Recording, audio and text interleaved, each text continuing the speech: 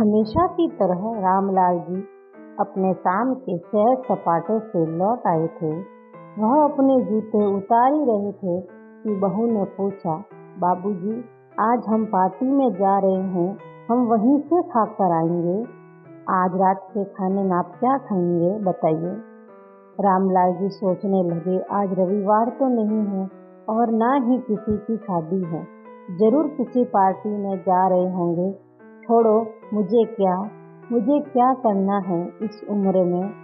अपने विचारों पर काबू करते हुए रामलाल जी बोले, ऐसा करो बेटा, मेरे लिए 2 रोटियां बना दो, दूध के साथ ही रोटियां खा लूंगा।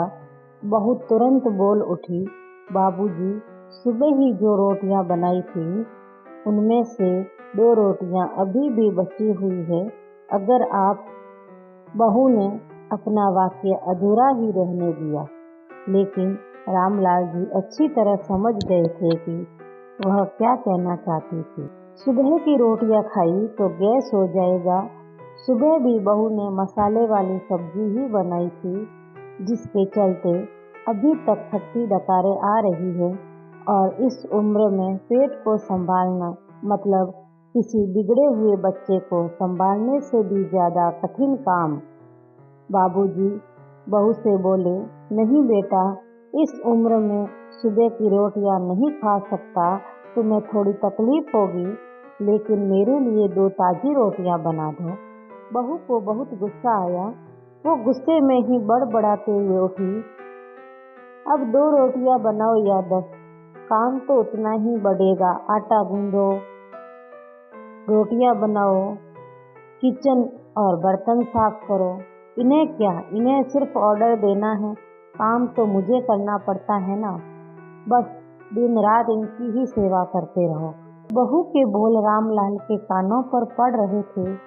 हे भगवान, सिर्फ 2 रोटियां बनाने में इतनी तकलीफ। मैंने कोई 5 पकवान तो मांगे नहीं थे।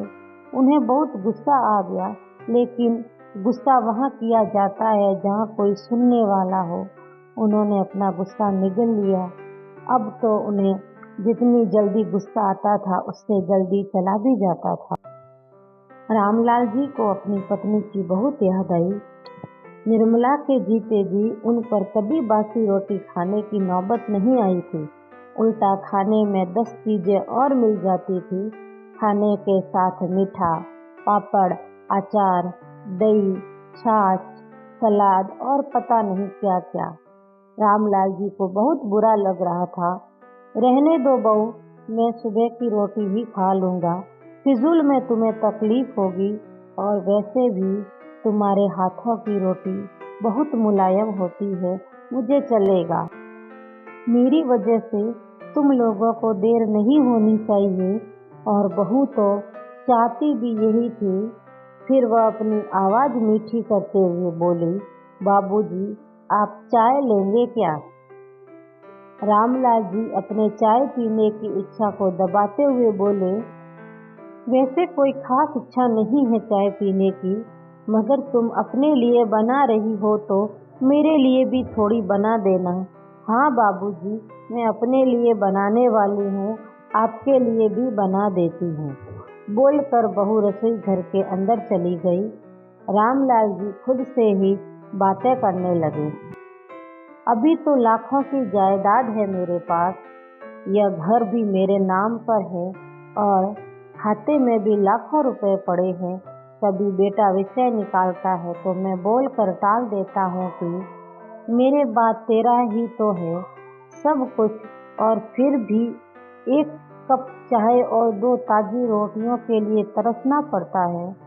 तो उन बूढ़ों का क्या होता होगा जिनके पास संपत्ति के नाम पर सिवाय पुरानी यादों की कुछ भी नहीं होता। निर्मला को याद करके रामलाल जी की आंखों में आंसू चमकने लगे और धीरे से गालों पर सरके।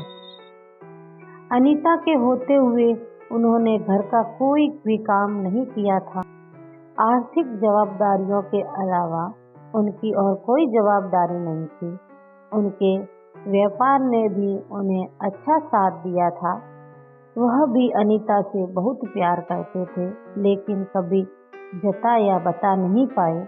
वह यह सच्चे दिल से मानते थे कि अनीता उनके किसी पूर्व जन्मों के पुण्य का फल है, लेकिन जिंदगी की भाग दौड़ में वह अनीता के मन की इच्छाएं पूरी न कर सके। उन्हें वैष्णो देवी जाना था, लेकिन हर बार यह यात्रा अगले साल के लिए टाल देते। घर बार और संसार की जिम्मेदारियां संभालते संभालते सब उनकी इच्छाएं उन्हीं के साथ चली गई, पता ही नहीं चला। जिस तरह से मृत्यु अटल है, जितनी मृत्यु सच है उतना ही सच है आदमी का बुढ़ापा। हर वह आदमी या वस्तु जिसका जन्म होता है, उसका नाश होने से पहले वह पुरानी या बूढ़ी भी होती है। और आज की ये बुढ़ापा एक इमोशनल कहानी इसी सत्य पर आधारित है। रामलाल जी ने देखा उनके पोता और पोती दोनों ही स्कूल से आ गए थे। दोनों ने अपना बस्ता सोफे पर फेंका और दादाजी की तरफ दौड़कर उनके गले लगते हुए कहने लगे, चलिए ना दादाजी, खेलने चलते हैं। यही निस्वार्थ प्रेम के कुछ पल थे जिनमें रामलाल जी भी बच्चों के साथ बच्चे बन जाते थे और सारे अपने दुख और यादें भूल जाते थे। वह कुछ बोल पाते उससे पहले ही बहू ने कहा, चलो छोड़ो दादाजी को, हमें पार्टी में जाना है। जल्दी से आकर तैयार हो जाओ, पापा भी आते ही होंगे। दोनों ही बच्चे दादाजी को छोड़ मम्मी की तरफ भागे। उनकी पोती 7 साल की थी और पोता 5 साल का था। रामलाल जी अपनी सोच में डूबे हुए बालकनी की तरफ गए। बालकनी में धीमी ठंडी हवा ने उनका स्वागत किया। बहू उनके लिए चाय बनाकर लेकर आई। बालकनी में रखी अपनी कुर्सी पर बैठकर रामलाल जी घूंट घूंट करके चाय पी रहे थे। पी क्या, निगल रहे थे, क्योंकि चाय के नाम पर सिर्फ कम शक्कर वाला गर्म पानी था, न इलायची न अदरक। रामलाल जी मन ही मन सोचने लगे, बहू के जाने के बाद आज खुद अपने हाथों से चाय बनाऊंगा, इलायची, अदरक और थोड़ी सी ज़्यादा शक्कर डालकर, और उसके साथ रोटियां खा लूंगा। रोटियों की याद आते ही उनका मुंह फिर से खट्टा हो गया। चाय खत्म होने पर खाली कप लेकर वह किचन में रखने गए तो वहां देखा कि बहू और बच्चों ने कप धोकर रखे हुए थे।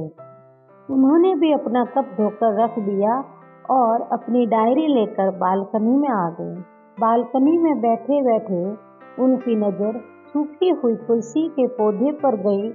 उन्होंने एक लोटा पानी लाकर उसमें डाल दिया।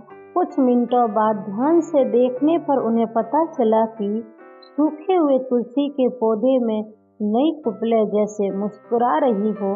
तभी याद आया कि अनीता हर सुबह तुलसी को पानी और शाम को दीपक करती थी।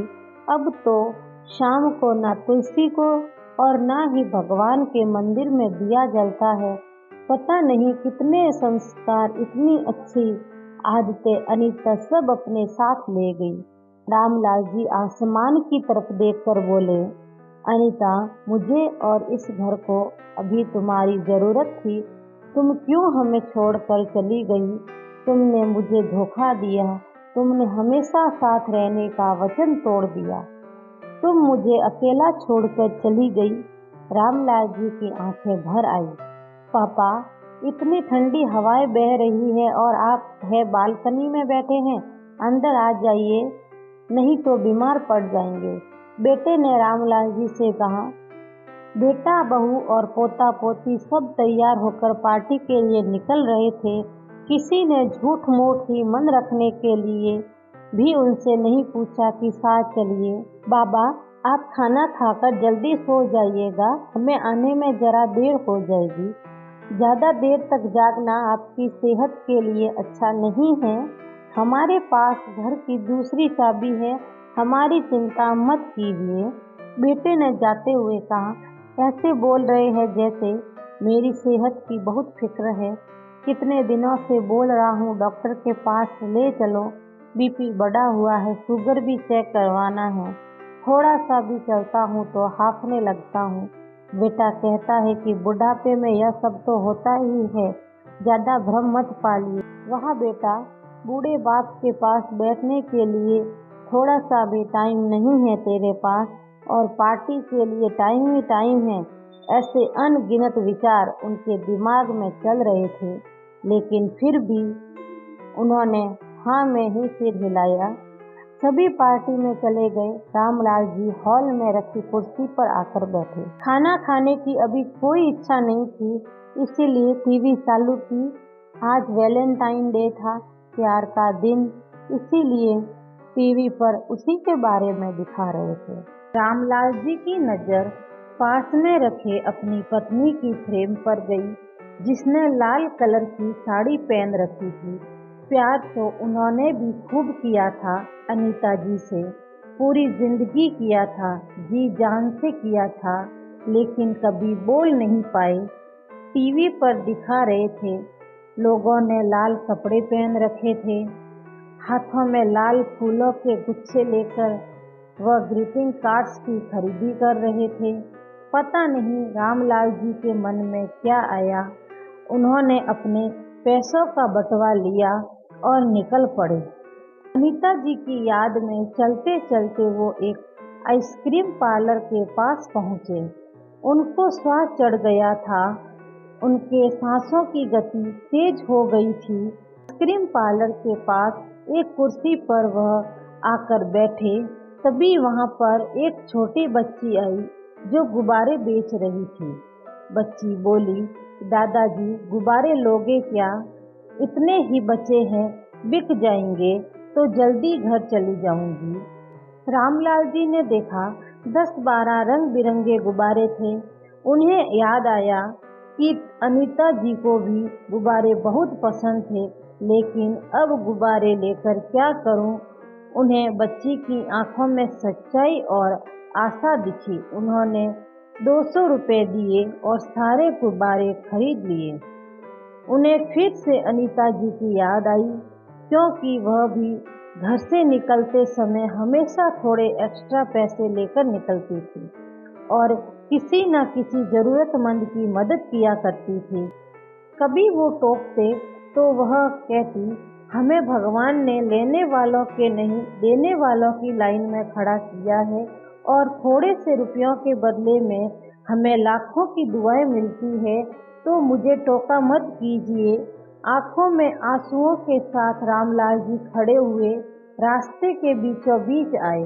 उन्होंने आसमान की तरफ देखा, अपने हाथों में गुब्बारे पकड़े और आसमान में गुब्बारे छोड़ दिए और चिल्लाकर बोले, अनीता, मैं तुमसे बहुत प्यार करता हूँ। उनके सांसों की गति तेज बढ़ गई, उनका शरीर लड़खड़ाया और जमीन पर धड़ से गिर पड़े। आसपास के लोगों को कुछ भी पता चल पाए उससे पहले ही रामलाल जी ने इस मोह माया की दुनिया को अलविदा कह दिया था। उन्हें अपनी पत्नी से मिलने की बहुत जल्दी थी।